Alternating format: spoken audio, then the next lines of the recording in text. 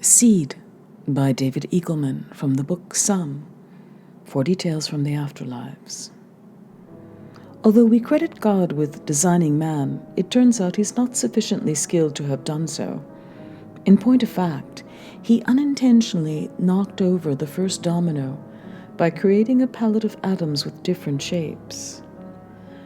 Electron clouds bonded, molecules bloomed, proteins embraced, and eventually, cells formed and learned how to hang on to one another, like lovebirds.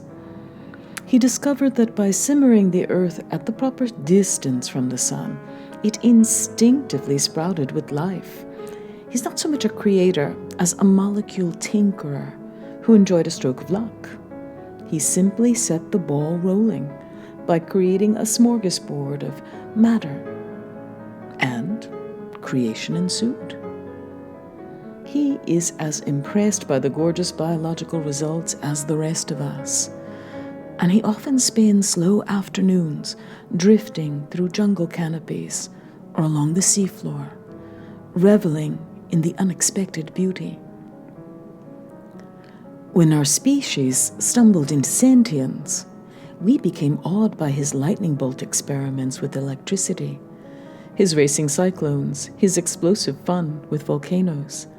These effects generated more awe and perplexity among the beautiful new species than he had expected. He didn't want to accept credit for something he did not deserve, but acclaim was tendered without request. He began to find humans irresistible with their unrestricted love. He quickly became his chosen species. Like us, he is awestruck when he ponders the perfect symphonies of internal organs, the global weather systems, the curious menagerie of marine species. He doesn't really know how it all works. He's an explorer, curious and smart, seeking the answers. But with enough of our adoration, the temptation overcame. We assumed the creation was planned, and he no longer corrected the mistake. Recently, he has run into an unforeseen problem. Our species is growing smarter. While we were once easy to awe, dragging knuckles and gaping at fire, we have replaced confusion with equations. Tricks we used to fall for have been deduced. Physical laws predict the right answers. The intellectual territories we once gave away now convene under the banner of better explanations. We command theories of physics so strange and complex that God gets blood pressure spikes trying to understand them. This puts God in a tricky situation. Ancient books relate how God unleashed all his wonders on Egypt.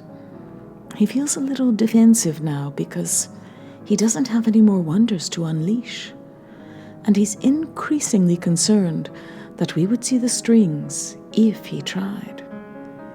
He's in the position of an amateur magician who performs for small children and suddenly has to play to skeptical adults.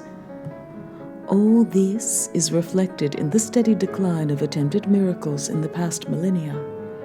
He's too noble to rely on bluffing, and the thought of being caught and revealed as an amateur embarrasses him.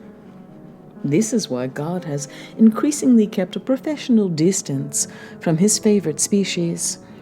As he grew more withdrawn, saints and martyrs filled the vacuum as his marketing team. He's ashamed now that he didn't put a stop to them earlier. Instead, he slipped into seclusion as they generated endless chronicles. But this story has a happy ending. He has recently faced his limitations, and this has brought him closer to us. Studying our details from his heavenly outpost, he began to understand that his subjects are entirely capable of empathizing with his position. Everywhere he looks, he sees positions of strange credit. Parents who see a child's life but have limited control over it.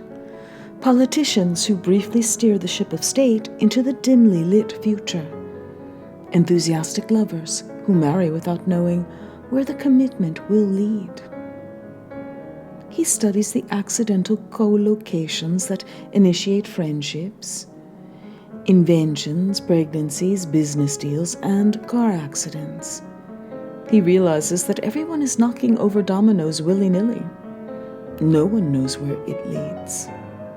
In the afterlife, in the warm company of his accidental subjects, God now settles in comfortably, like a grandfather who looks down the long holiday table at his progeny, feeling proud, somehow responsible, and a little surprised.